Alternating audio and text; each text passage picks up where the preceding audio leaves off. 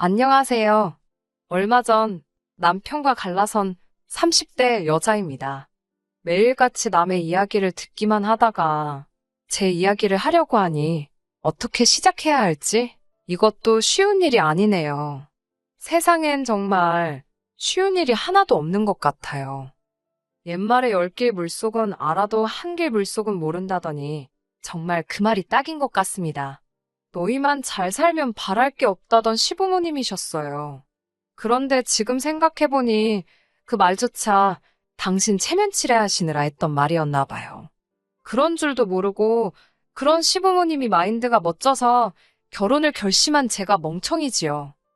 남편과 저는 술자리에서 만난 사이입니다. 이렇게 말하면 색안경을 끼고 보실까봐 걱정이 되긴 하는데 사실은 사실대로 말씀드릴게요. 저는 술은 못 마시는 편입니다. 제 친구들도 그걸 알아서 저랑 만날 때는 보통 맛집을 가거나 카페를 가는 식으로 일정을 짜지요. 하지만 남편을 처음 알게 된 그날은 피할 수 없는 술 약속이 잡혀 있었습니다. 제 친구 중 한 명이 그토록 가고 싶어 하던 대기업에 입사를 하게 되었거든요. 2년 동안 친구가 얼마나 마음고생을 했는지 제가 옆에서 똑똑히 지켜봤기에 제 마음이 다 찡하더라고요. 그렇게 저를 포함한 4명이 모처럼 기분 좀 내보자며 와인바에 가기로 했네요. 약속 당일 평소보다 수업이 좀 일찍 끝났습니다.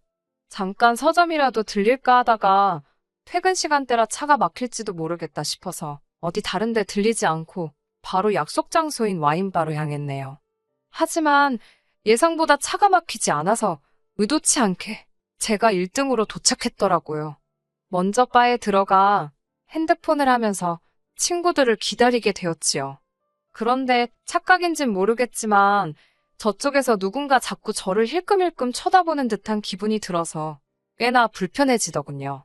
결국 나가서 기다리는 게 나을까 생각하고 있는데 친구들이 하나둘씩 도착하기 시작했습니다.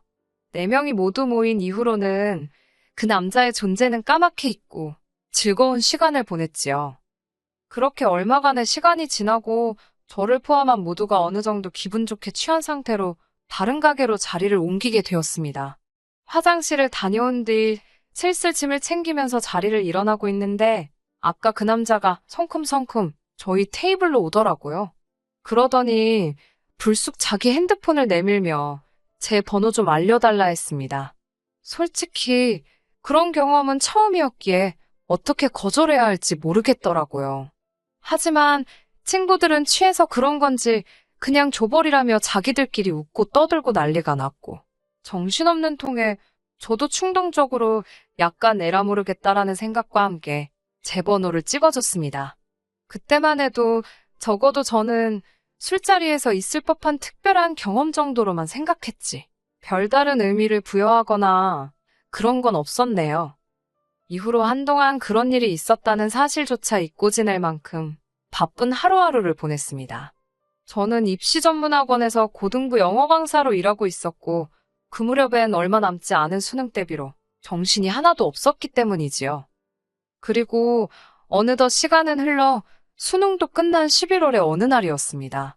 결과가 어찌됐건 어쨌든 수능이 끝난 후 1, 2주 정도는 강사나 학생 모두에게 그나마 마음이 편한 시기거든요. 그동안 누적된 긴장이 풀리는 때랄까요? 모처럼 한가로운 기분을 만끽하던 그 무렵 남편으로부터 연락이 왔습니다. 진작에 연락하고 싶었는데 고등학생들 영어를 가르친다고 이야기했던 걸 기억하고 있었답니다. 그래서 나름대로 자기 딴에는 제가 덜 바쁠 때 연락하려고 수능이 끝나기만 기다렸다고 하더라고요. 솔직히 갑작스러운 연락이 당황스럽기도 했지만 절 더 당황하게 만든 건 남편의 섬세함이었습니다. 뭐랄까, 남편이 저를 쉽게 보거나 한번 찔러볼 요량으로 연락한 건 아니라는 느낌을 받았지요. 그 연락을 계기로 며칠 뒤 저는 남편과 점심 식사를 하게 되었습니다. 어두운 와인바에서 봤던 제 기억 속의 이미지와는 뭔가 다른 분위기였어요. 그때는 뭔가 자신만만한 태도였던 것 같은데 막상 다시 만나보니 쑥스러움을 타는 것도 같았고 잘생긴 얼굴은 아니었지만 호감 가는 인상이었달까요? 이후로 저희는 식사를 핑계로, 커피를 핑계로 몇 차례 더 만남을 가졌습니다. 그리고 얼마 지나지 않아 진지한 관계가 되었고요. 저는 스타 강사는 아니었어도 몇 년간 벌어들인 돈을 기준으로 대략 세후 월 600 이상 벌고 있었습니다.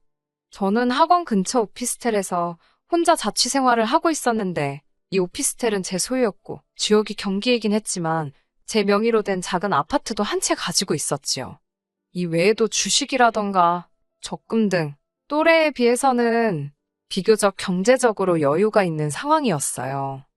남편의 경우 중소기업을 다니고 있었지만 복지나 연봉 등 처우가 꽤나 좋은 곳이라 했습니다. 특히나 소위 나랏일에 수주를 많이 받는 회사라서 잘릴 일은 없다고 하더라고요. 하지만 결혼 준비를 하면서 좀 더 자세한 이야기를 듣게 되었네요. 남편은 공식적으로는 하루에 8시간을 일하는 걸로 되어 있었지만 돈 못 받는 야근을 걸핏하면 했으니 아무리 대충 계산해도 하루에 최소한 한두 시간은 무료 봉사를 하고 있는 셈이었어요. 연봉은 4천 정도였는데 이것도 세금부터 시작해 차 떼고 포 떼고 하면 뭐 실수령은 한 달에 300도 안 되더라니까요. 시댁의 상황도 그렇게 좋기만 한 것은 아니었습니다. 몇 년 전까지 동네에서 작은 가게를 운영하셨다는 시부모님께서는 이후로는 딱히 정해진 일을 하고 계시지는 않으셨고요. 그나마 당신들 소유의 아파트 한 채가 있었고 나라에서 나오는 연금으로 생활을 하고 계신 상황이었습니다. 남편이 매달 2, 30만 원의 용돈도 드리고 있었고요. 그러니까 두 분이 먹고 사시는데 크게 무리는 없으셨지만 결혼할 아들한테 한미천 해주실 여유는 없으신 그런 상황이었지요. 하지만 그럼에도 불구하고 제가 남편과 결혼을 결심한 건 남편의 성품과 시부모님의 약속이 있었기 때문이었습니다. 특히 시부모님의 약속이 컸는데요. 시부모님께선 당신들이 해줄 게 없는 만큼 저에게 바라는 것이 하나도 없다고 하셨습니다. 합가 같은 것도 신경 쓰지 말랍니다. 당신들이 오히려 불편해서 싫다고 그냥 남편하고 저 둘만 잘 살면 된다고 말씀해 주셨어요. 솔직히 주변에 결혼한 친구들을 만나면 다 시부모님이 힘들게 한다, 부담스럽다며 하소연하기가 일쑤던데 그에 비하면 저희 시부모님은 소위 게임분들 같았지요. 친구들도 제 이야기를 듣고는 진짜 그런 시부모님들이 존재하냐며 저더러 진짜 대박이라고 부러워했고요. 하지만 식을 올리고 3개월이나 지났을까 생각지도 못한 정말 어이없는 상황을 맞닥뜨렸습니다. 진짜 외동아들인 남편이랑 결혼할 때 이런 문제가 생길 거라곤 상상도 못했네요. 한 사람의 잘못이라고 콕 집어 말하기는 어렵지만 그래도 굳이 지목을 하자면 모든 문제의 원인은 어머님이셨습니다. 맏며느리셨던 시어머니께서는 남편의 외가친가 할 것 없이 모든 일을 통솔하려 드셨습니다. 어머님 본인이 그렇게 사시는 거야 솔직히 제가 상관할 바는 아니었지요. 문제는 당신이 지키지 못할 약속을 하시고는 그 책임을 저희한테 미루기 일쑤셨습니다.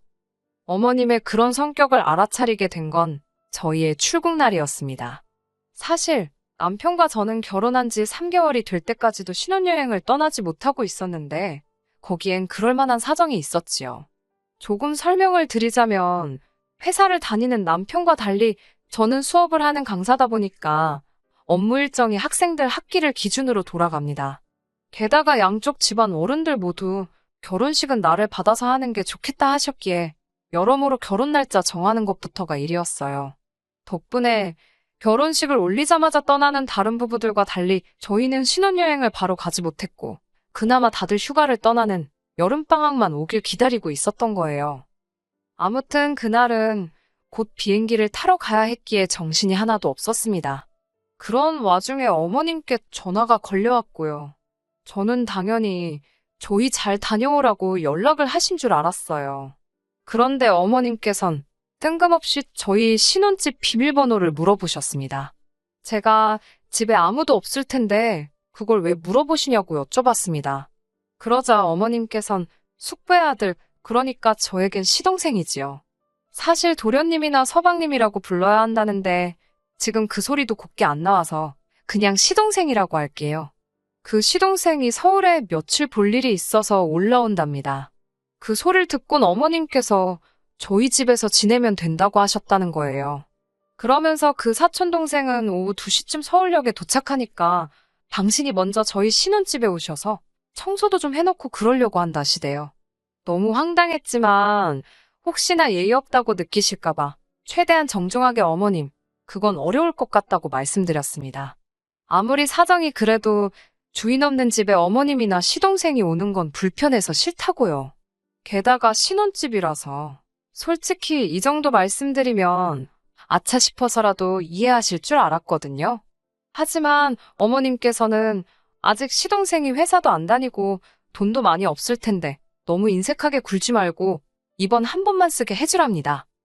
어머님이 도통 물러나실 것 같지도 않고 도저히 안 되겠다 싶어서 남편에게 좀 받아보라고 전화기를 넘겼습니다.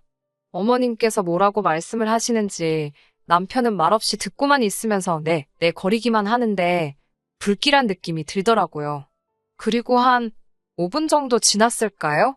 남편이 전화를 저에게 다시 돌려주는데 도통 남편의 표정을 읽을 수가 없었습니다. 가타부타 말도 없고 답답해서 안 된다고 확실히 말씀드렸냐고 물었어요. 그러자 남편이 그냥 비밀번호 알려드렸다는 거예요. 제가 미쳤냐고, 제정신이냐고 소리를 질렀습니다. 그러자 남편이 그 시동생은 얌전한 애라면서 괜찮을 거랍니다. 시동생이 얌전하고 나발이고 그게 문제가 아니잖아요. 저는 웃기지도 않다고 한마디 내뱉었습니다. 그리고는 보란듯이 씩씩거리며 바로 현관 비밀번호를 바꿔버렸습니다. 남편이 어이없다는 듯 저를 쳐다보더니 뭐 하자는 거냐고, 뭘로 바꿨냐고 물어보더라고요. 바로 말해줄 것 같으면 내가 애시당초 바꿨겠냐고 쏴붙이곤 신혼여행 다녀와서 알려주겠다고 했어요. 어머님 헛걸음하시게 하기 싫으면 당신이 전화해서 오지 마시라고 하라고요. 남편은 서운하다면서도 딱히 방법이 없겠다 싶었는지 어머님께 전화를 걸더군요. 남편 핸드폰이 안 좋은 건지 어머님 목청이 좋으신 건지 어머님이 뭐라고 악을 쓰시는지 다 들렸습니다. 쌍욕은 아니었지만 저에 대해 괘씸해하셨지요. 그까짓 집이 달키라냐.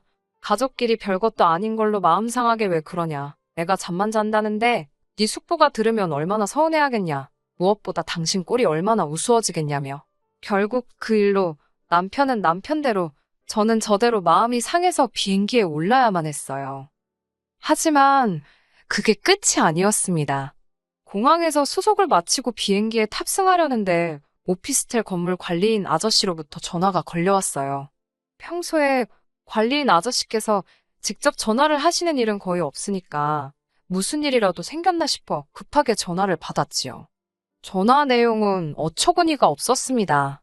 누가 저희 집 도어락을 열려고 여러 차례 시도하는 걸 아저씨가 붙잡으셨다는 거예요.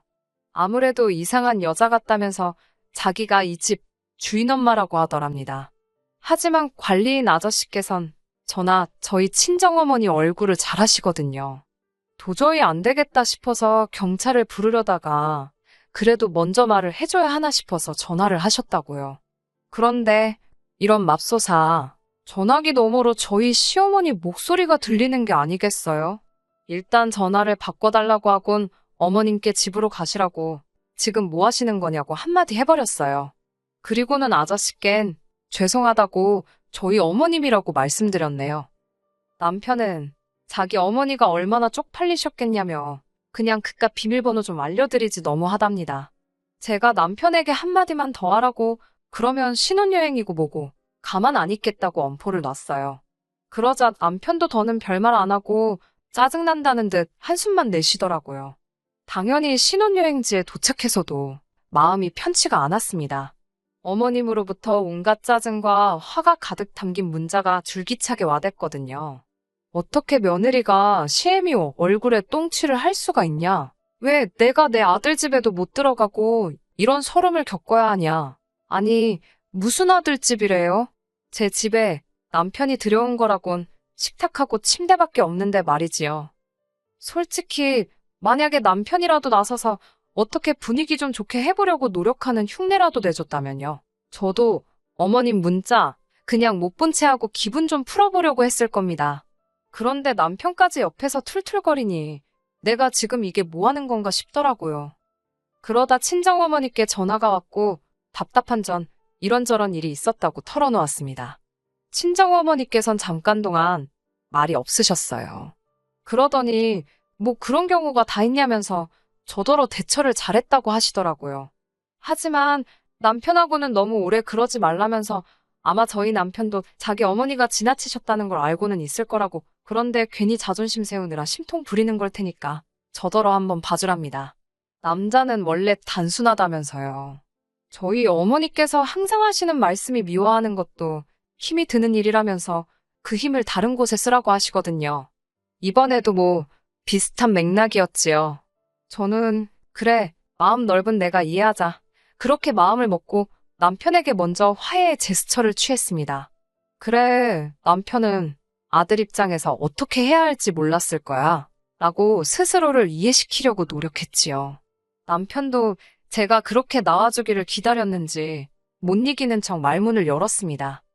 하지만 신혼여행 3일째가 되는 날이었어요. 어머님께서 문자를 해오셨는데 한숨이 저절로 나오더군요.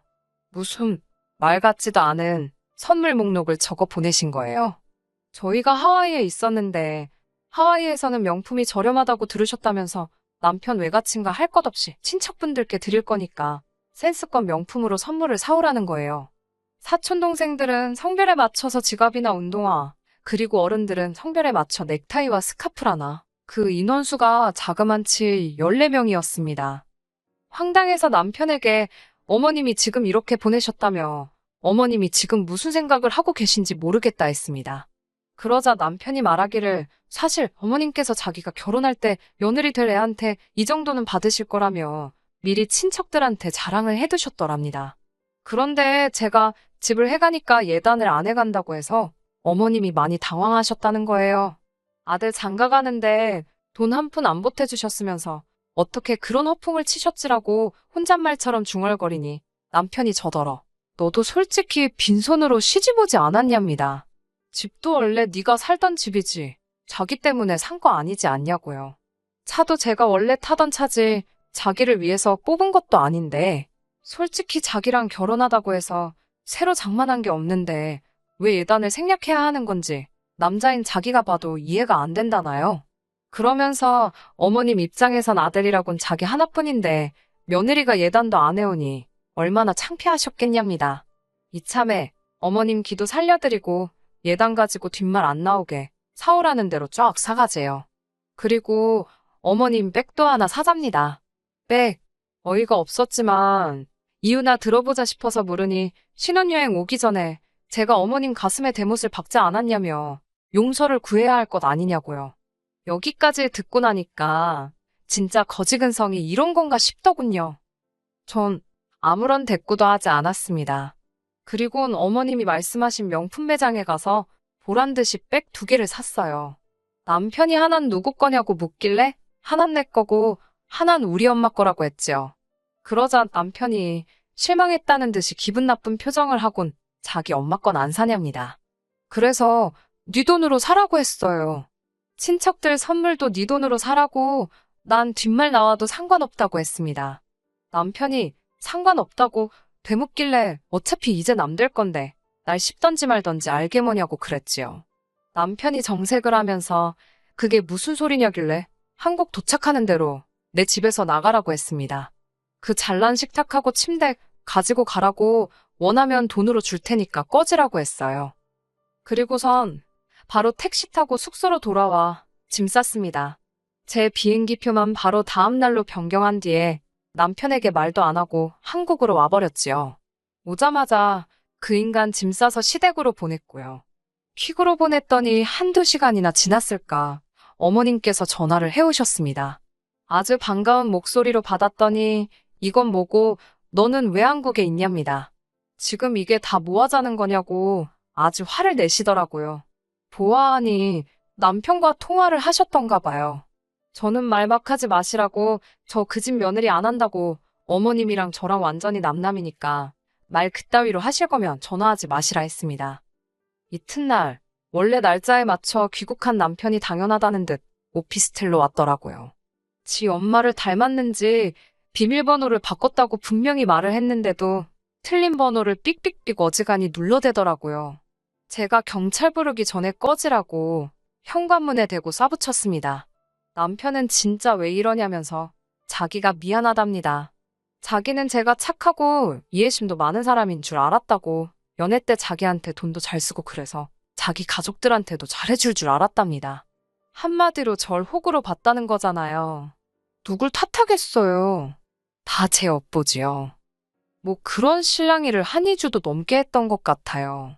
더 매정하게 하지 못한 건 솔직히 남편이 제 직장도 알고 제 친정도 알고 한마디로 저에 대해 다 알고 있잖아요.